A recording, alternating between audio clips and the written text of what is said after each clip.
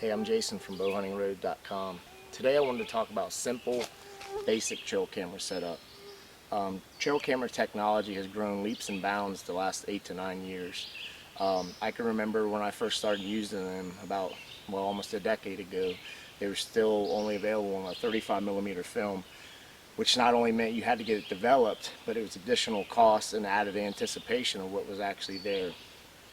Now they're all mostly digital, and they've even made them even more compact, and some wireless models that are able to send pictures directly to your smartphone. Regardless of the technology and the advancements, there's still a few simple basic steps to take to maximize the effectiveness of your camera. Location is probably the most important step when setting your camera. Obviously, once you've found an area of woods you'd like to hunt, you want to find a place where there's intersecting trails that increases the traffic within your detection cone of your camera. I like to place a mineral site in the area if they're legal, and this not only attracts deer, but it helps keep them coming back, and it allows the deer to stay within the frame longer to give you a more detailed view, especially if you got a buck that's probably questionable as far as age or score. Once you find an area of good trails, you want to face your camera up or down the trail, or basically at an angle to where the deer will be traveling through your detection area longer. Sometimes if you place a camera directly perpendicular to a trail, you're either going to catch just the head or the rear end of the deer.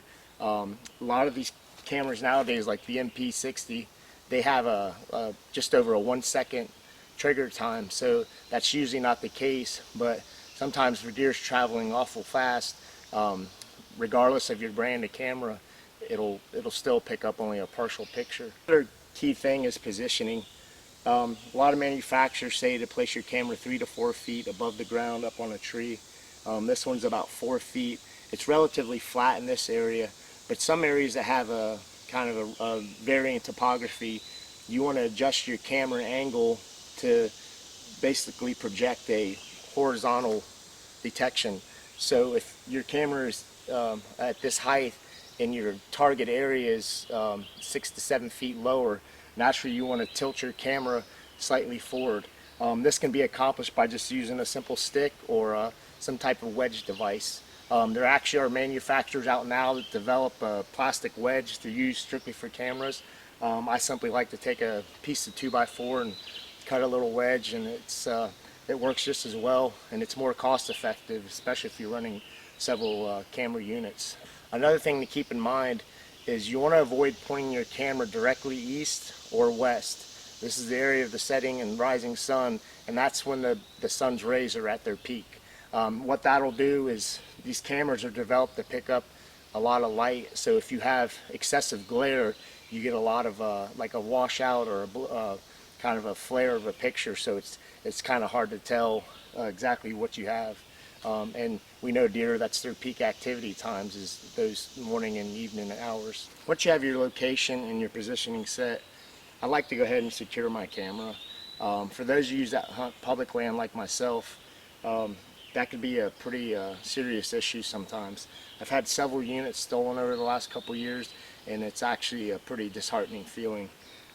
So I've started to use these Python cables. A lot of people are selling them. I think you could find them at some of your major hardware stores.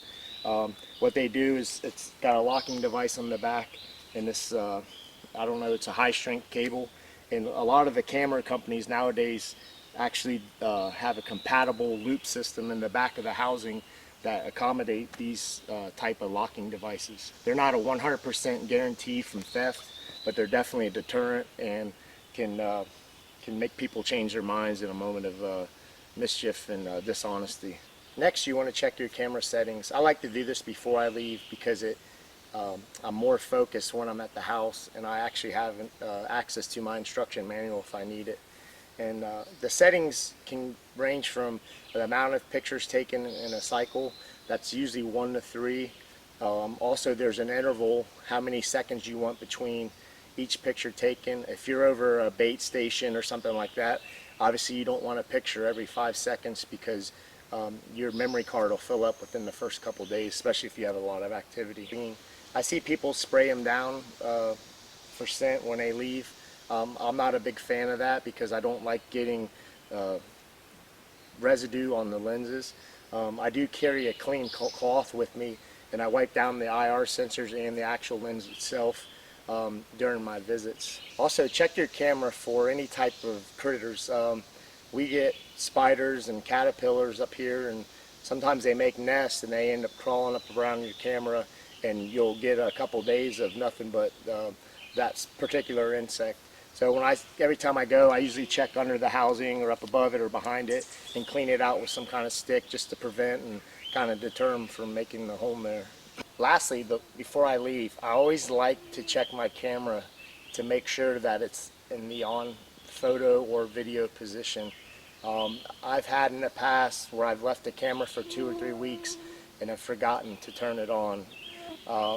That can be a common mistake, and it's very aggravating.